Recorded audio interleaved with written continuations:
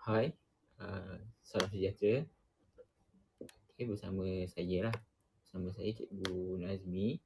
Hari ni kita akan belajar sejarah tingkatan 4. Sejarah tingkatan 4 untuk bab 1, 2 dan 3. 1, 2 dan 3. Right? Jadi malam ni kita akan meringkaskan lah bab 1, bab 2 dan bab 3. Apa sebenarnya yang kita belajar dekat bab 1, bab 2 tu apa, bab 3 tu apa, untuk sejarah tingkatan 4. Sejarah tingkatan 4. Jadi cikgu harap awak semua yang tengok video ni sihat-sihat selalu, sihat-sihat sejahtera dan mampu menguasai subjek-subjek lain lah, termasuk subjek sejarah ni. Okay, sebab subjek sejarah ni adalah subjek wajib lulus. Okay, termasuk dengan subjek bahasa Melayu. Jadi cikgu di sini untuk membantu awak, bukan mengajar awak secara keseluruhan. Alright, cikgu akan membantu awak mengingat dengan lebih mudah. Okay, so cikgu akan meringkaskan subjek sejarah malam ni untuk bab 1, 2 dan 3 tingkatan 4. Okay, jadi untuk kelas lain cikgu akan buat 4, 5, 6, kemudian 7, 8, kemudian 9, 10 and so on untuk tingkatan 5. Dan cikgu harap apa yang cikgu kongsikan ni membantu, okay, membantu awak semua untuk mengetahui ataupun mengingat bab-bab yang ada dalam buku teks. Okay, mengingat bab tingkatan 1, tingkatan 4 dan tingkatan 5. Okay, jadi bab 1 kita akan belajar tentang negara bangsa. Kita akan belajar tentang apa itu negara bangsa. Okay, negara bangsa itu apa, negara bangsa dekat kerajaan mana. Okay, kita akan belajar dua kerajaan, iaitu kerajaan Alam Melayu dan juga kerajaan Kesultanan Melayu Melaka. Kesultanan Melayu Melaka. Okay, kemudian kita akan belajar apa itu ciri-ciri negara bangsa. Kemudian kita akan belajar juga apa itu sistem pemerintahan pembesar 4 lipatan. Okay, pembesar 4 lipatan. Pembesar 4 lipatan ni selalu kita dengar, tetapi malam ni cikgu akan ajar macam mana nak ingat apa fungsi dia, kenapa perlu adanya pembesar 4 lipatan ni dengan lebih mudah. Okay, dengan lebih mudah. Kemudian untuk bab 2 tingkatan 4, kita akan belajar nasionalisme. Kita akan belajar apa itu nasionalisme, nasionalisme di negara mana, okay, kenapa kena ada nasionalisme di barat, okay, di Eropah, kemudian di Asia Barat, kemudian di Asia Tenggara. Okay, beberapa negara-negara yang ada di Asia Tenggara. Right, kita akan belajar tokoh-tokoh dia, kenapa mereka boleh adanya kebangkitan nasionalisme. Boleh. Kemudian kita akan belajar bab 3 tingkatan 4. Bab 3 tingkatan 4 adalah bab Perang Dunia. Okay, Perang Dunia. Perang Dunia Pertama, Perang Dunia Kedua, okay, Perang Dingin. Kita akan belajar ketiga-tiga perang tersebut. Kenapa Perang Dunia Pertama boleh tercetus, kenapa Perang Dunia Kedua boleh terjadi, siapa penyebabnya, apa pemangkin dia. Okay, kemudian kita akan tengok apa kesan dia kepada Asia Pasifik, kesan dia kepada negara kita, kepada tanah Melayu pada ketika itu. Okay, kemudian kita akan ulang kembali, kita akan recap setiap satu bab secara perlahan-lahan. Okay, secara perlahan-lahan. Kemudian kita akan belajar untuk bab 3, kita akan belajar kedatangan siapa? Kedatangan negara Jepun ke tanah Melayu. Macam mana mereka mengawal, okay, tanah Melayu. Kemudian kita akan belajar tentang penentangan terhadap Jepun ini. Okay, apa yang kita buat, apa yang tanah Melayu buat untuk menentang Jepun. Kemudian kita akan belajar kesan pendudukan Jepun. Dan yang paling penting kita akan belajar macam mana Jepun datang ke tanah Melayu. Sebab popularnya Jepun datang dengan menggunakan basikal kan. Okay, jadi kita akan bercerita tentang macam mana Jepun datang ke tanah Melayu. Alright. Jadi kita akan belajar bab pertama. Cikgu akan ringkaskan sahaja ya. Cikgu akan membantu meringkaskan. Jadi apa itu negara bangsa? Okay. Negara bangsa ni ada 4 ciri utama. Okay. Ada 4. Kena ingat 4 ciri utama ini. Okay. Iaitu W, U, R dan R. Okay. W, U, R dan R. Word. W, U, R, R. Okay. Apa itu W, apa U, apa R, apa R. Okay. Jadi W ni adalah wilayah pengaruh. Kemudian U untuk undang-undang. Kemudian R untuk raja. Kemudian R satu lagi adalah untuk kita, rakyat. Okay. Jadi ciri-ciri negara bangsa untuk kerajaan alam Melayu. Okay. Kerajaan alam Melayu ni meliputi Funan. Okay. Meliputi Funan, Champa, Sriwijaya. Okay. Jadi kerajaan alam Melayu ni ada 4 ciri-ciri negara bangsa. Wilayah pengaruh. Okay. Wilayah pengaruh. Apa ini wilayah pengaruh? Okay. Wilayah pengaruh ni adalah kawasan yang ditakluki yang di mana rakyat terima pemerintahan raja. Okay. Sebuah kawasan yang menerima pemerintahan raja. Okay. Terima pemerintahan raja. Siapa yang terima? Rakyat terima pemerintahan raja. Jadi tercetuslah wilayah pengaruh. Okay. Kemudian ada undang-undang. Undang-undang adalah peraturan. Okay. Peraturan semasa kerajaan alam Melayu, semasa kerajaan Champa, kerajaan Funan, kerajaan Sriwijaya. Contohnya adalah Kutara Manawa. Itu contoh ya. Contohnya adalah Kutara Manawa. Kemudian ada R, raja. R adalah untuk raja. Raja adalah sebagai ketua kerajaan. Raja adalah ketua kerajaan. Ketua kerajaan yang dianggap suci, dianggap berkuasa, mempunyai kuasa. Mempunyai kuasa dalam segala perkara. Kemudian rakyat. Rakyat perlulah setia kepada raja, setia kepada pemerintahan. Okey, macam mana macam mana rakyat ni menunjukkan kesetiaan kepada raja? Okey, minum air sumpah. Minum air sumpah itu contoh. Contoh macam mana rakyat menunjukkan taat setia kepada raja. Jadi kerajaan alam Melayu tadi ada berapa? Ada 4.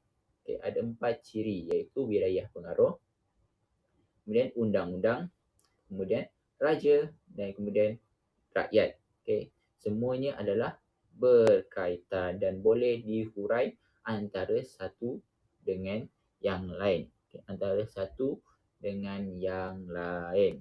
Kemudian kita akan belajar ciri-ciri negara bangsa Kesultanan Melayu Melaka. Okay. Kesultanan Melayu Melaka. Okay. Sama juga ada 4 yang tadi.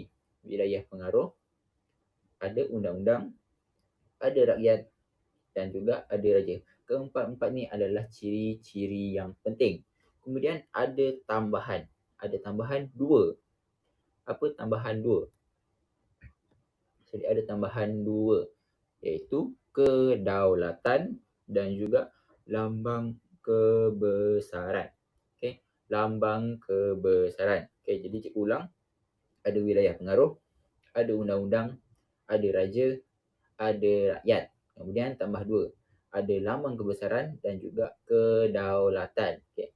Ada kedaulatan. Okay. Apa lambang kebesaran ni? Lambang kebesaran ni adalah untuk menunjukkan identiti raja, identiti pemerintahan. Okay. Contoh adalah warna diraja. Okay. Warna diraja itu apa? Okay. Untuk menunjukkan simbol kuasa sultan seperti tenggolok, seperti kris. Boleh. Kemudian ada kedaulatan. Okay. Poin lain adalah kedaulatan. Kedaulatan ni apa? Kedaulatan adalah kuasa tertinggi sultan. Kuasa tertinggi sultan. Kenapa kedaulatan ini penting? Untuk menjamin negara ataupun kerajaan itu bebas daripada kuasa luar. Bebas daripada kuasa luar. Maksud kedaulatan ini adalah kebebasan. Okay? Kebebasan. Okay? Jadi cikgu ulang, ada 6 tadi. Wilayah pengaruh. Okay, wilayah pengaruh untuk Kesultanan Melayu Melaka diperolehi melalui 3 cara. 2P, 1N. 2P, 1N. Perkahwinan, penaklukan dan juga naungan. Okey, melalui perkahwinan, penaklukan dan juga naungan. Kemudian untuk undang-undang, tadi Kerajaan Alam Melayu ada Kutara Manawa. Okey, Kesultanan Melayu Melaka ada 2, iaitu Hukum Kanun Melaka. Ada berapa fasal? Ada 44 fasal yang menceritakan tentang jenayah, tentang keluarga, okey, tentang perkahwinan. Kemudian ada Undang-Undang Laut Melaka yang menceritakan tentang peranan nakhoda di atas kapal, apa nakhoda kena buat, apa jenayah yang dilakukan di atas kapal, apa hukuman di atas kapal, okey, peranan nakhoda sebagai raja di atas kapal. Okey, kemudian rakyat, samalah rakyat wajib taat setia kepada sultan, kepada undang-undang. Okey. Kemudian ada kerajaan. Okey, kerajaan, sultan sebagai pemerintah tertinggi. Sultan sebagai pemerintah tertinggi. Kemudian dibantu oleh siapa? Dibantu oleh pembesar. Dibantu oleh pembesar. Kemudian ada 2 tadi, iaitu lambang kebesaran dan juga kedaulatan. Jadi ada 6.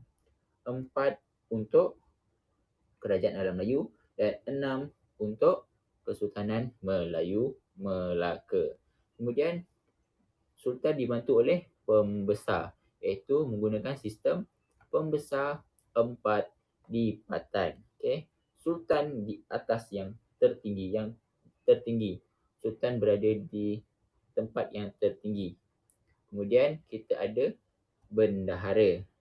Kemudian penghulu bendahari, kemudian temenggung, kemudian laksamana. Keempat-empat ini mempunyai peranan dan tugas masing-masing.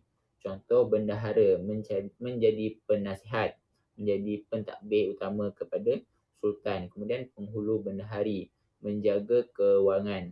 Kemudian temenggung menjaga keselamatan. Kemudian laksamana, ketua tentera laut. Okey, jadi nak senang, cikgu buat macam ni. Sultan tu ketua, kemudian bendahara itu adalah penasihat ataupun Perdana Menteri. Kemudian penghulu bendahari adalah Menteri Kewangan. Kemudian temenggung adalah polis. Okay, polis. Dan laksamana adalah tentera laut. Tentera laut. Okay. Kemudian ada Undang-Undang Melaka. Undang-Undang Melaka ada 2 tadi ya. Hukum Kanun Melaka dan juga Undang-Undang Laut Melaka. Ada 44 fasal yang mudahnya menceritakan tentang jenayah, ada keluarga ataupun perkahwinan dan juga untuk ekonomi. Contohnya, riba dilarang, okay? Tidak boleh mengamalkan riba. Kalau jenayah, hukuman setimpal. Hukuman setimpal untuk setiap jenayah. Okay? Kemudian Undang-Undang Laut Melaka, okay, lebih berfokuskan kepada kuasa nakhoda ataupun peranan nakhoda di atas kapal macam mana. Okay? Nakhoda ni di atas kapal adalah raja. Okay? Peraturan pelayaran, menceritakan tentang peraturan pelayaran. Kemudian menceritakan tentang cukai perdagangan dan juga jenayah di atas kapal, jenayah di laut. Boleh?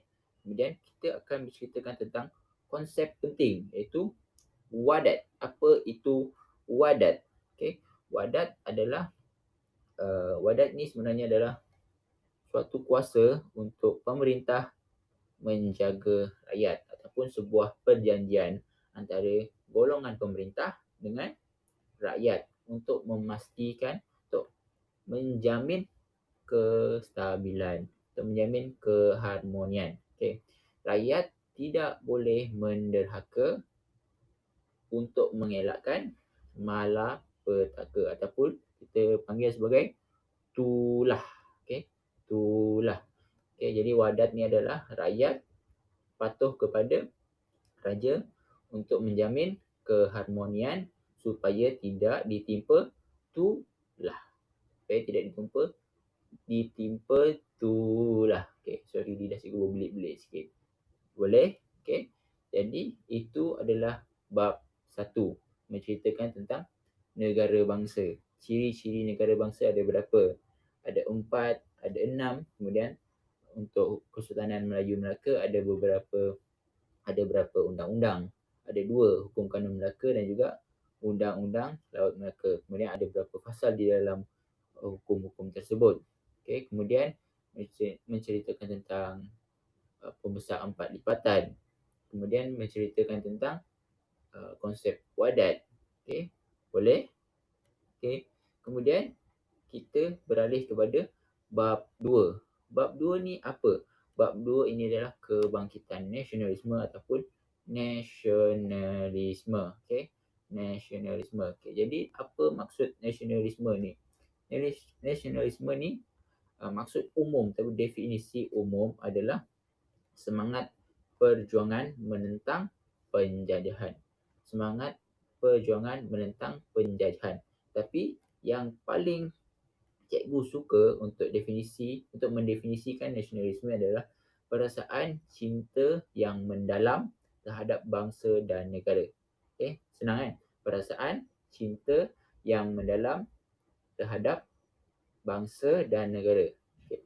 Itu dari definisi nasionalisme yang lagi senang. Okay. Perasaan cinta yang mendalam terhadap bangsa dan negara. Okay.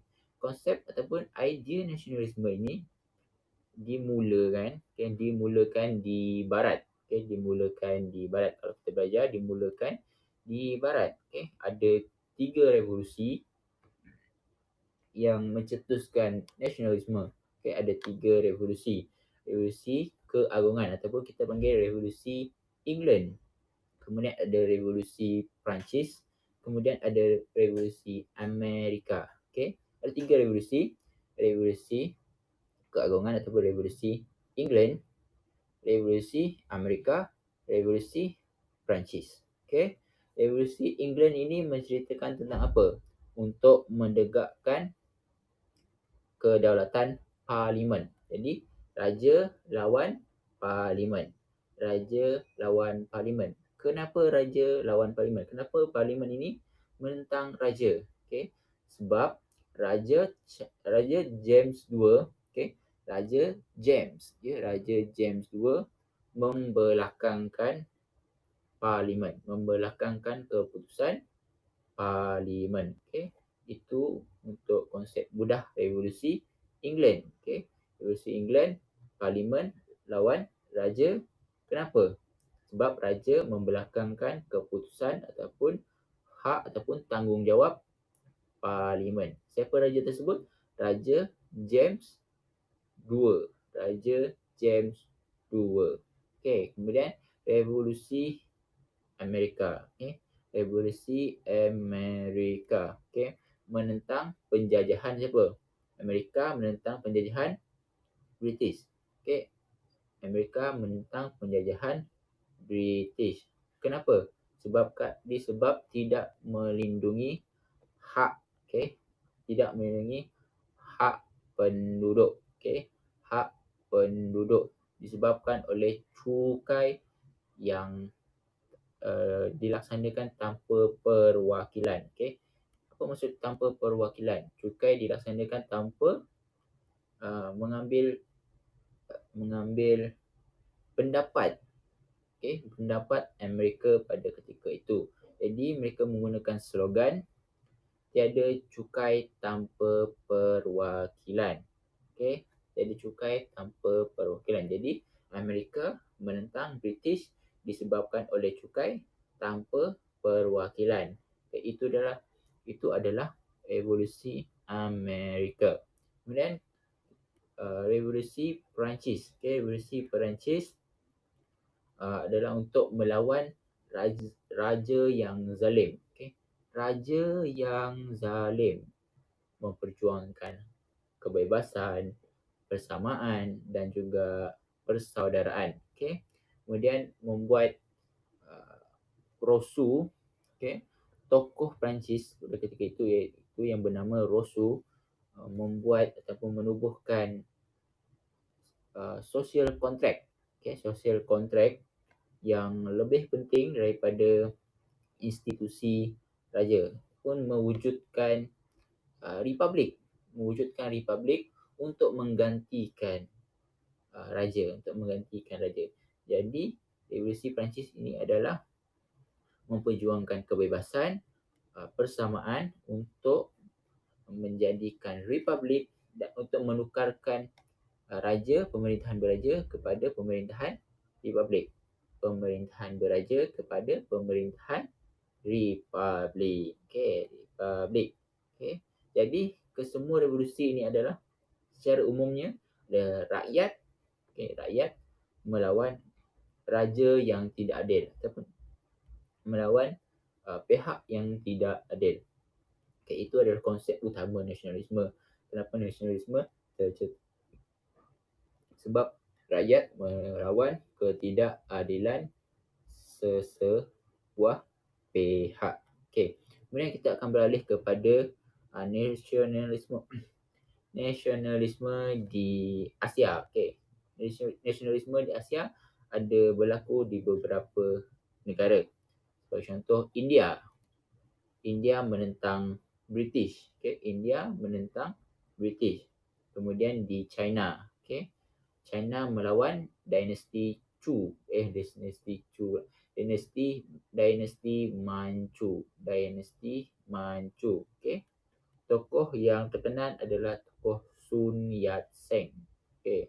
Jadi India melawan British. China menentang dinasti Manchu. Tokohnya adalah Sun Yat-sen. Okay. Kemudian ada Uthmaniyah ataupun Mesir. Okay. Mempertahankan Islam. Kita dengar je Uthmaniyah ataupun Mesir memang berkaitan dengan Islam. Okay. Apa yang dibuat? Gerakan Islah dan juga gerakan Pan-Islamisme. Apa Islah? Islah itu adalah pembaharuan. Memperbaharui. Okay. Memperbaharui. Okay. Dan apa itu Pan-Islamisme? Pan-Islamisme adalah penyatuan umat Islam. Jadi Uthmaniyah dan Mesir, okay, mempertahankan Islam melalui dua cara, iaitu Islah dan juga Pan-Islamisme melalui pembaharuan dan juga penyatuan. Okay. Kemudian ada negara Jepun. Negara yang paling popular sekali. Negara Jepun. Okay. Sebab mereka mahu nasionalisme adalah mereka mahu maju. Mereka tidak mahu dijajah oleh mana-mana pihak. Okay. Mereka mahu maju. Lagi maju daripada mana-mana negara yang ada di sekitar mereka. Okay. Menggunakan, siapa yang memulakan? Memulakan adalah pemulihan Meiji. Okay, pemulihan Meiji dengan berbekalkan semangat Bushido. Semangat apa? Semangat berani dan setia rakyat Jepun untuk negara. Okay. Jadi Jepun mahu maju dan tidak mahu dijajah. Itulah sebab mereka mahu nasionalisme. Jadi tadi kita ada belajar 4 negara, iaitu India, China, Uthmaniyah dan Mesir. Kemudian ada Jepun. Okay, ada 4 untuk Asia. Okay, untuk Asia yang besar. Okay, ada 4. Kemudian kita beralih kepada nasionalisme di Asia Tenggara. Okay, Asia Tenggara adalah negara-negara di sekitar kita seperti Filipina, Singapura, Brunei, Malaysia, Thailand, Vietnam, Laos, Myanmar, okay, Papua New Guinea, boleh, Timor Leste, yang baru-baru ni adalah Timor Leste. Okey, kemudian jadi di dalam buku teks kita akan belajar beberapa negara. Antara negara yang kita akan belajar adalah Filipina. Okey, Filipina. Okey. Yang paling terkenal adalah Jose Rizal. Okey. Jose Rizal. Antara tokoh yang terkenal adalah Jose Rizal. Jose Rizal ini melancarkan gerakan ataupun memulakan gerakan propaganda. Okey, melancarkan gerakan propaganda. Kemudian Andres Bonifacio.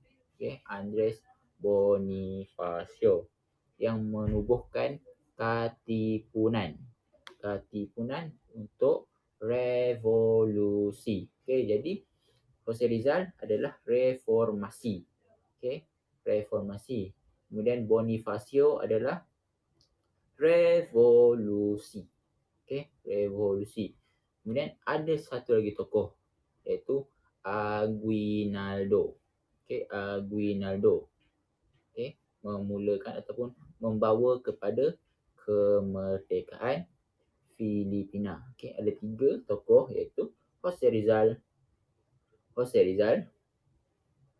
kemudian ada Andres Bonifacio dan kemudian ada Aguinaldo. Okey, Jose Rizal reformasi, kemudian ada Bonifacio reformasi, kemudian ada Aguinaldo kemerdekaan.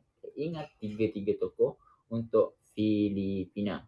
Kemudian ada Burma. Okey, Burma ni negara apa? Negara Myanmar. Okey, negara Myanmar. Siapa yang memulakan nasionalisme? Okey, dipimpin oleh golongan Sami, golongan pelajar, golongan petani. Okey, dipimpin oleh ketiga-tiga pihak ini. Sami, pelajar dan juga petani. Menentang siapa? Siapa yang menjajah Burma? Menentang British pada ketika itu. Menentang British. Okey, menentang British. Okey. Perjuangan yang paling popular adalah isu Sami Buddha berkaitan dengan isu kasut. Okey, isu kasut di kuil. Okey.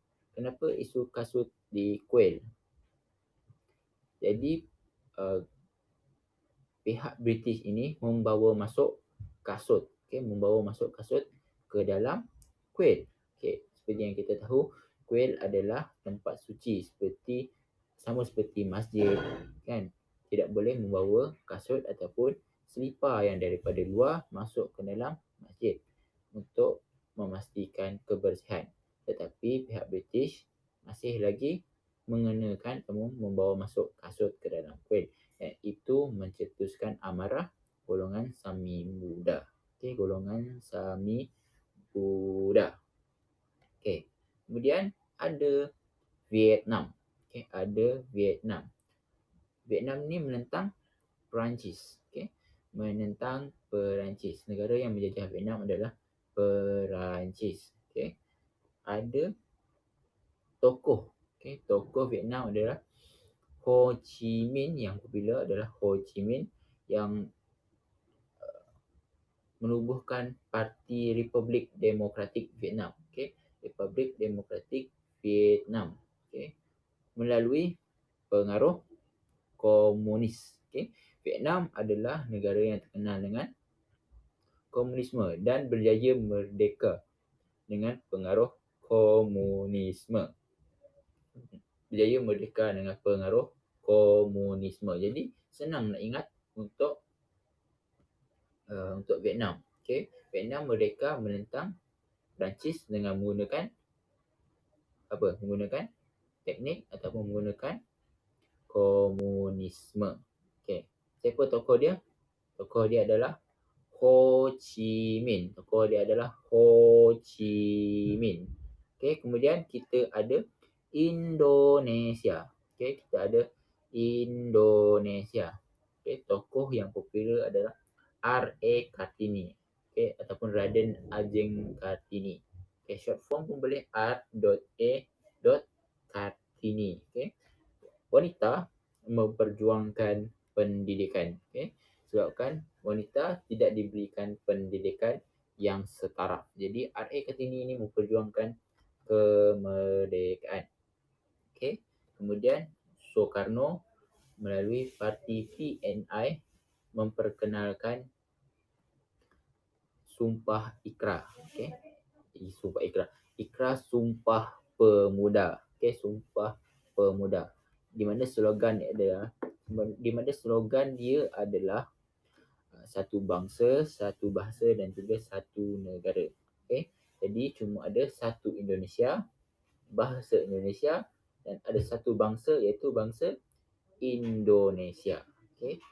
Ada bangsa Indonesia, bahasa Indonesia dan negara Indonesia. Jadi satu untuk semua. Jadi tokoh dia ada dua orang tadi tokoh.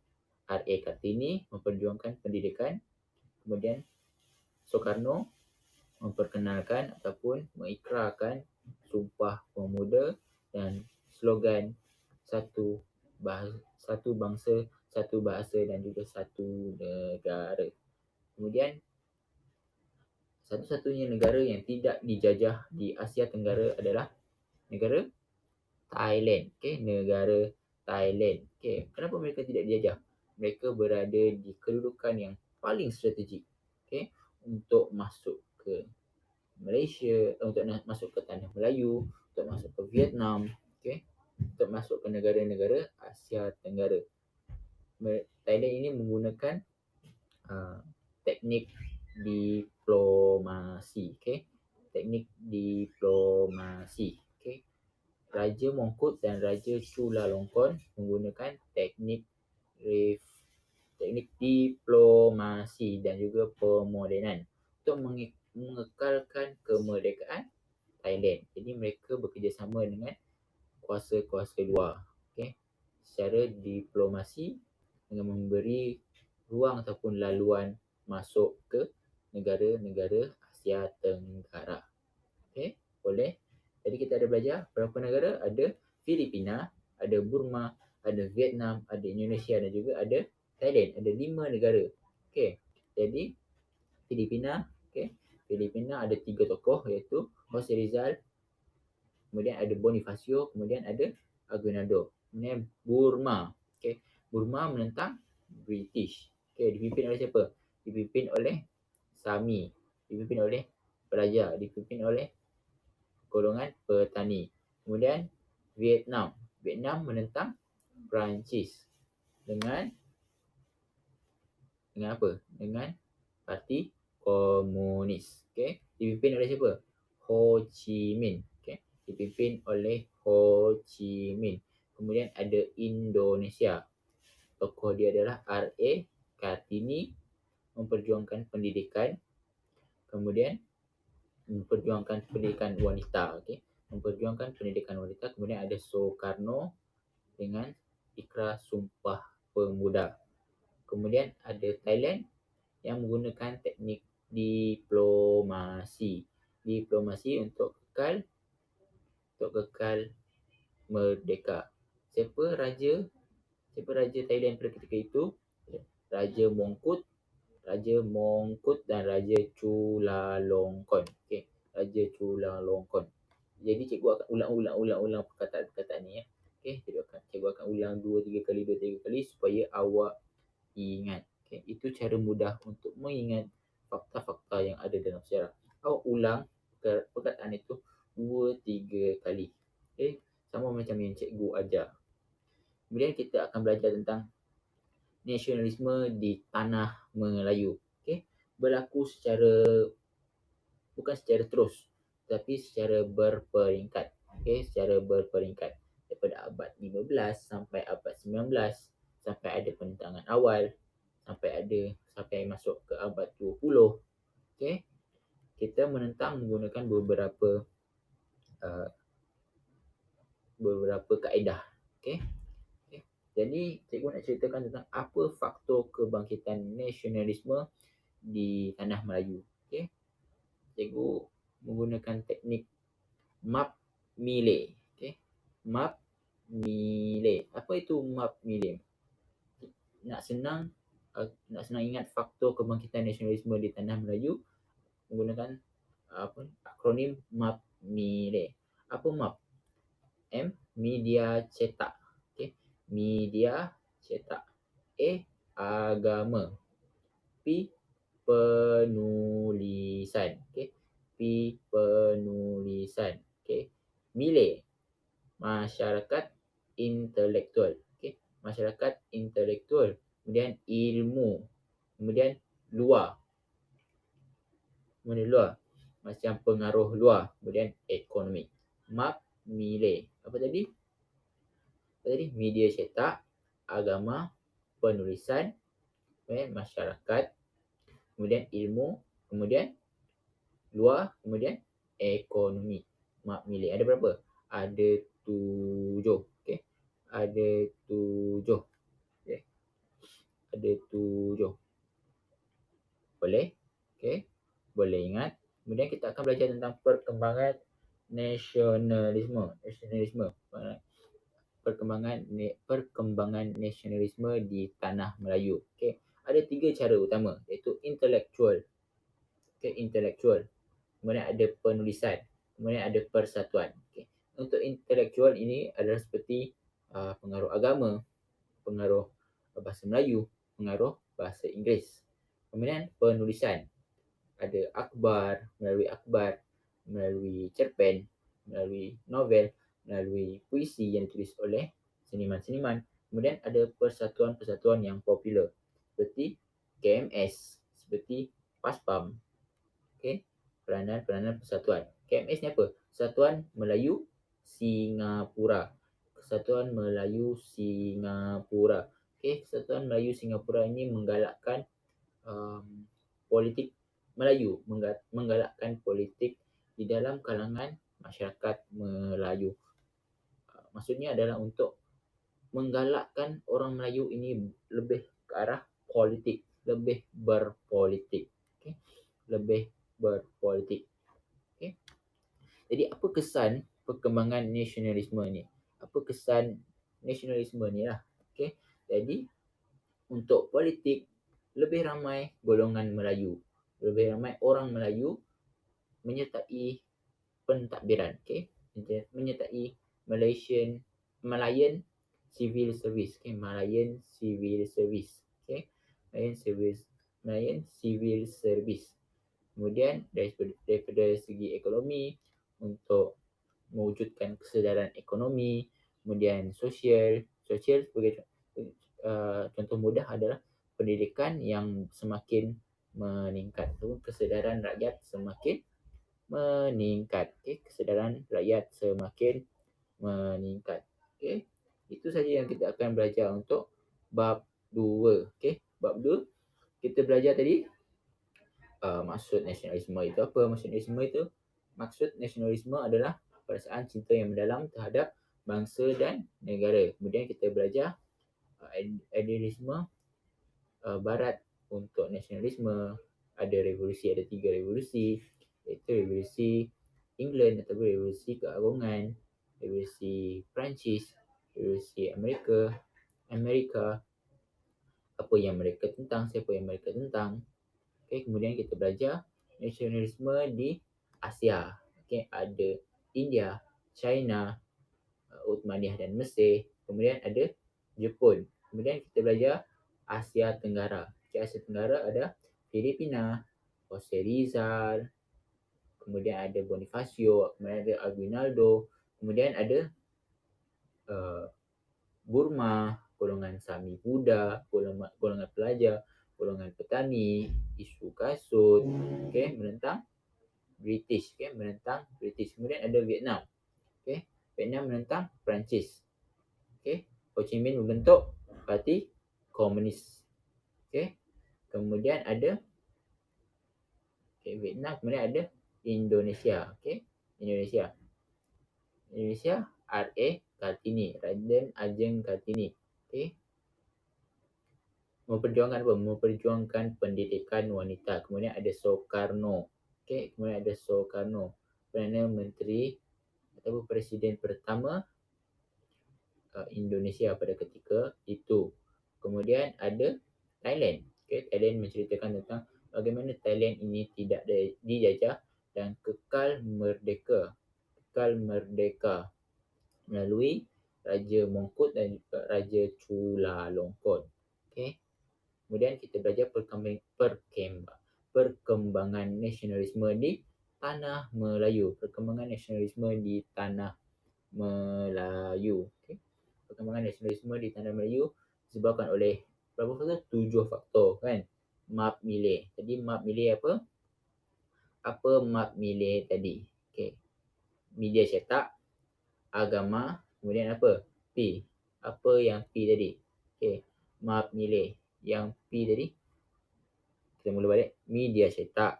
Okay. Kemudian ada agama. Kemudian ada penulisan. Kemudian ada M, masyarakat. I, ilmu. L, pengaruh luar ataupun luar. Kemudian ada E, ekonomi. Map milik ada 7. Kemudian kita akan belajar perkembangan nasionalisme. Okay, berapa cara? Berapa cara utama? 3 cara. Intelektual, daripada segi agama, bahasa Melayu, bahasa Inggeris.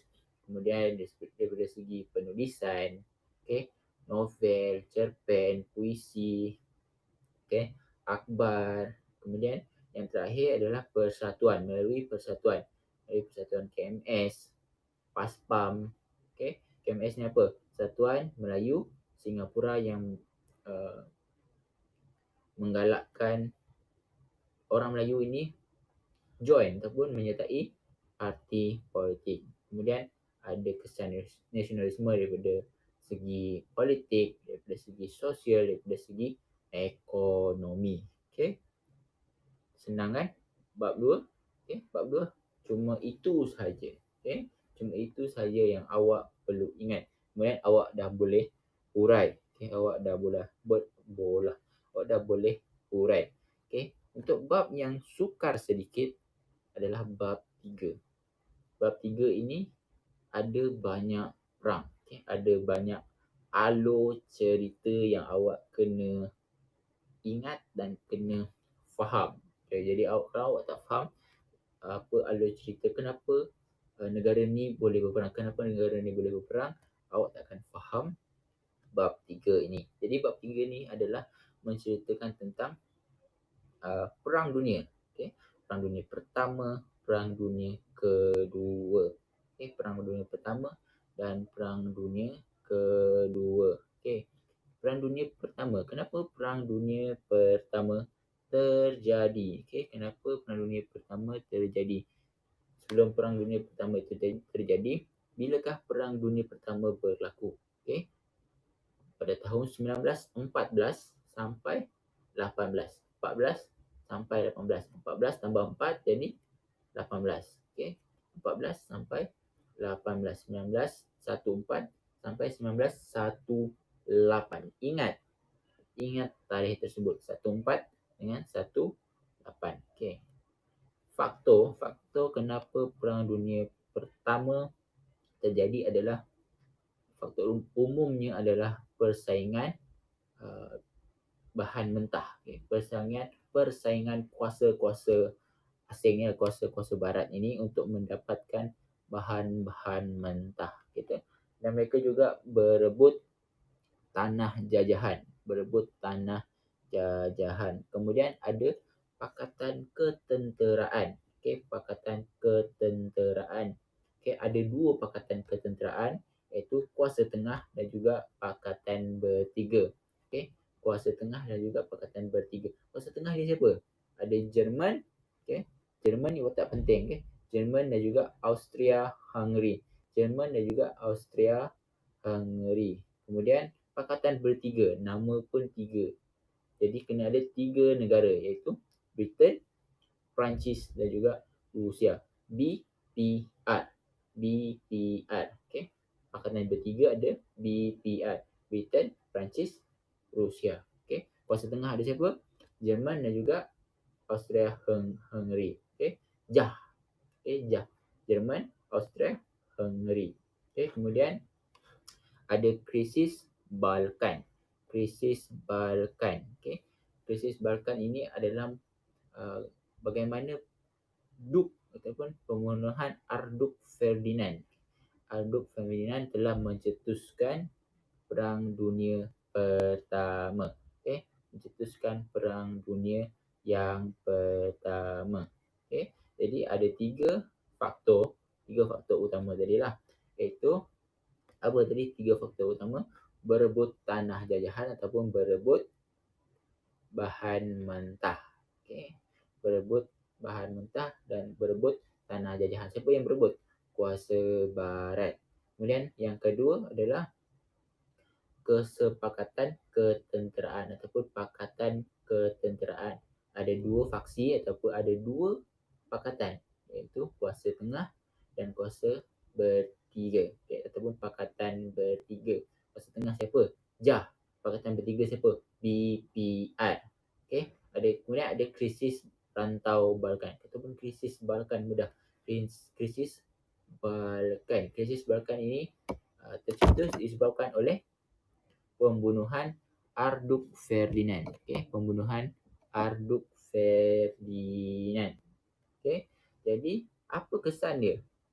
Apa kesan setelah Perang Dunia Pertama ini terjadi? Okay, Perjanjian Versailles. Okay, Perjanjian Versailles tahun 1919. Okay, setahun selepas Perang Dunia Pertama. Okay, Perjanjian Versailles telah memaksa Jerman bertanggungjawab. Okay, sebelum perjanjian Versailles ini, okay, telah terjatuhnya empire besar. Okay, empire telah jatuh. Empire Jerman, empire Rusia, dan yang paling popular adalah empire Uthmaniyah. Okay, ketiga-tiga empire ini telah jatuh. Okay, dan perjanjian Versailles ini memang dihaskan untuk Jerman. Okay, mereka mahu Jerman bertanggungjawab atas kemusnahan perang dan membayar segala ganti rugi. Okay, segala ganti rugi. Kemudian menubuhkan liga-liga bangsa. Okay, jadi kesan Perang Dunia Pertama adalah Perjanjian Versailles. Tertubuhnya Perjanjian Versailles yang memaksa Jerman membayar semua pampasan ataupun ganti rugi ataupun bertanggungjawab sepenuhnya atas perang. Kemudian tertubuhnya liga-liga bangsa, okay, untuk menjaga keamanan antara bangsa. Okay, boleh ingat faktor Perang Dunia Pertama dan kesan Perang Dunia Pertama. Okay, kemudian Perang Dunia Kedua. Perang Dunia Kedua ni dia lagi detail. Okay, perang dia lagi panjang. Okay, perang dia lagi panjang. Okay, jadi punca Perang Dunia Kedua ni. Okay, faktor utama adalah kemunculan ideologi baru. Okay, kemunculan ideologi baru. Ada dua ideologi yang muncul, fasisme dan juga nazisme. Fa dengan na. Fasisme, nazisme. Fa ni apa? Fa ni Itali. Na ni apa? Na ni Jerman. Fa Itali, na Jerman. Fana. Okay, fana apa maksud dia? Huru hara. Okay, jadi fana Itali dan juga Jerman. Okay, kemunculan ideologi baru seperti fasisme di Itali telah dicetuskan oleh Mussolini. Kemudian di Jerman dicetuskan oleh Adolf Hitler. Orang penting atau watak penting untuk Perang Dunia Kedua ini. Okay, kedua-dua ideologi ini adalah mengagungkan bangsa sendiri. Okay, bangsa sendiri ataupun negara sendiri adalah yang utama. Okay, mengagungkan bangsa sendiri, dan mereka telah mengetepikan, Jerman ini telah mengetepikan perjanjian apa tadi? Perjanjian Versailles. Okay, Versailles. Okay, kemudian liga-liga bangsa yang gagal. Okay, liga-liga bangsa ini gagal, tidak mampu membantu membuat apa-apa pun. Okay, jadi disebabkan itu kedua-dua ideologi ini boleh mencetuskan perang dunia yang kedua. Okay, perang dunia yang kedua. Okay, kemudian apa outcome, apa kesan perang dunia kedua? Okay, Jerman kalah lagi sekali. Okay, Jerman kalah lagi sekali. Jerman 0-2 untuk perang. Okay, Jerman kalah lagi sekali. Hitler telah pun meninggal dunia. Hitler telah pun meninggal dunia. Okay, boleh. Kemudian kuasa bersekutu seperti Amerika, seperti Britain dan juga Rusia berjaya menang perang tersebut. Okay, kuasa bersekutu. Kuasa bersekutu ni siapa? Amerika, Britain dan juga Rusia berjaya memenangi perang dunia kedua. Okay, perang dunia kedua. Okay, kemudian kita akan belajar kedatangan Jepun ke tanah Melayu. Kenapa Jepun nak datang ke tanah Melayu? Okay, ada dua sebab. Ada dua sebab utama. Okay, untuk seperti yang kita tahulah, sumber ataupun bahan mentah. Okay, sumber ataupun bahan mentah yang ada di tanah Melayu seperti biji timah, seperti getah, seperti apa lagi? Seperti biji timah, getah, apa lagi? Seperti minyak, okay, bahan-bahan minyak. Kemudian lokasi yang strategik, okay, lokasi yang strategik, okay.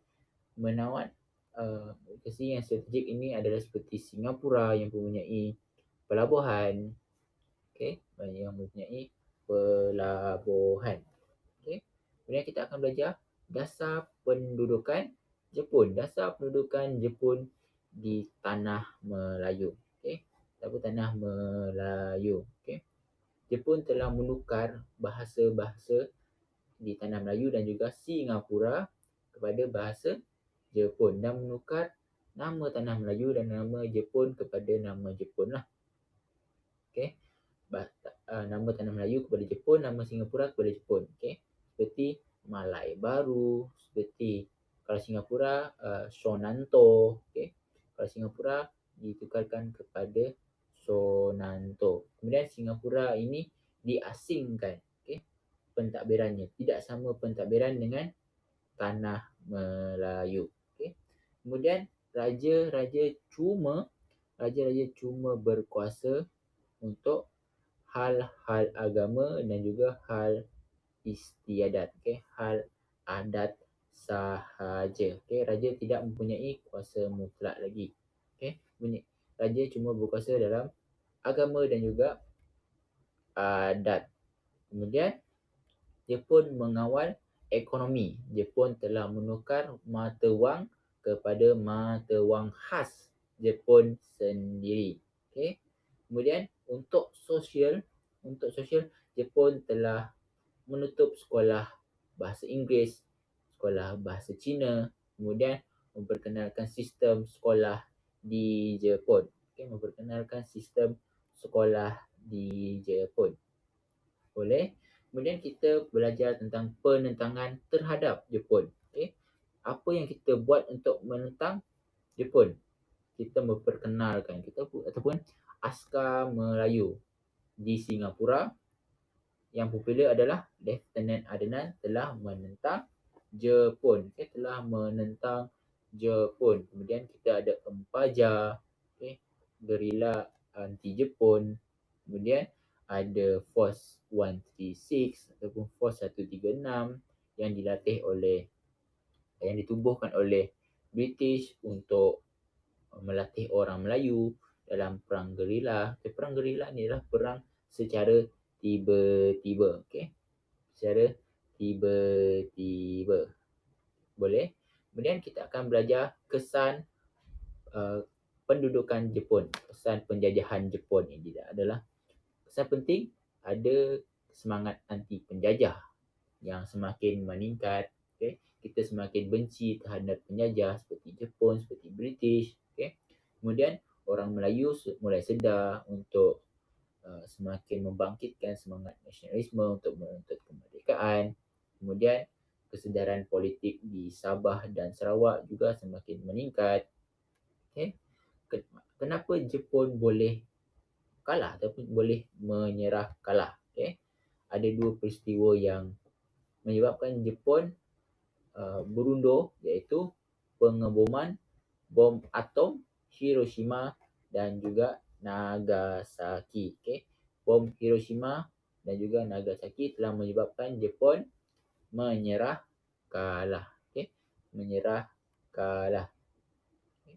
Tapi disebabkan oleh pengunduran ini, kekosongan telah pun berlaku di tanah Melayu. Okay. Kekosongan tersebut kemudian diisi oleh PKM, okay, Parti Bintang 3, Parti Komunis Melaya. Okay. Mereka telah mengambil alih pentadbiran daripada Jepun, okay, kemudian menggunakan kekerasan, kemudian membunuh orang-orang yang dianggap sebagai musuh. Okay. Sebagai contoh, orang Melayu yang bekerja untuk Jepun, okay, mereka akan membunuh orang Melayu yang bekerja untuk Jepun. Okay. Kemudian apa yang dilakukan oleh British? Okay, apa yang dilakukan oleh British? British telah menubuhkan BMA, British Military Administration, okay, menggunakan ahli-ahli tentera, okay, menggunakan sistem ketenteraan untuk membasmi Parti Komunis di Malaya atau Parti Komunis di Tanah Melayu. Okay, boleh? Boleh? Jadi itu adalah bab 3. Okay, bab 3 kita berceritakan tentang Perang Dunia Pertama, apa yang mencetuskan Perang Dunia Pertama. Okay, Perang Dunia Pertama tercetus disebabkan oleh kesepakatan ketenteraan, kemudian ada faktor bahan mentah, kemudian pembunuhan Duk Ferdinand di Balkan, kemudian apa kesan dia, okay, Jerman kalah, perjanjian Versailles ditubuhkan, Liga Bangsa ditubuhkan, kemudian Perang Dunia Kedua terjadi lagi. Kenapa boleh terjadi? Okay, Liga Bangsa tidak berfungsi seperti yang diharapkan. Kemudian tercetus dua ideologi, iaitu fasisme Itali dan juga nazisme Jerman. Na Itali dan juga Jerman. Kesan dia apa? Kesan dia tetap sama. Jerman tetap kalah dalam Perang Dunia yang kedua. Okay. Kuasa bersekutu iaitu Amerika Syarikat, British dan juga Rusia telah memenangi perang tersebut. Kemudian kita belajar tentang dasar pendudukan Jepun di Tanah Melayu. Boleh? Jadi kita telah belajar bab 1, 2 dan 3 malam ni. Okay. Secara ringkaslah, cikgu telah meringkaskan bab 1, 2 dan 3. Okay. Bab 1 negara bangsa, bab 2 nasionalisme, bab 3 adalah perang dunia. Okay. Jadi ingat semua contoh-contoh dan fakta-fakta yang mudah tadi ya. Kalau awak ingat fakta-fakta yang mudah, awak tak perlu nak hafal sangat huraian-huraian tersebut. Awak dah boleh terus mengingat atau terus mengolah huraian-huraian tersendiri. Okay. Fakta-fakta dan huraian-huraian tidak akan berjauhan. Dia akan berkaitan kalau awak tulis. Okay. Jadi itu sahaja untuk bab 1, 2 dan 3 tingkatan 4. Boleh? Good.